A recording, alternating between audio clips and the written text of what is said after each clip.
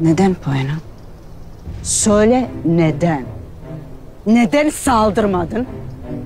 Her şey bitecekti, intikamını alacaktın. Neden? Korktum. Korktun mu?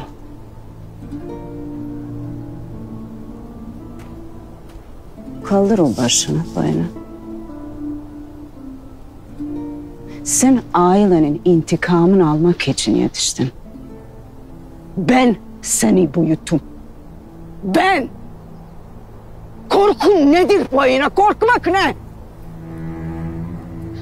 İntikam. Beni ayakta tutan tek şey. Sadece bir an için korktum. O kadar.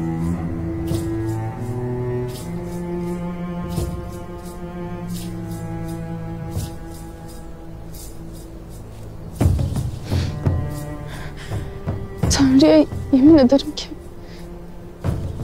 bir daha asla olmayacak teyze.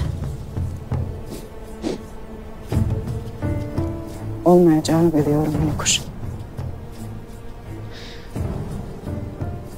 Düzeltmek için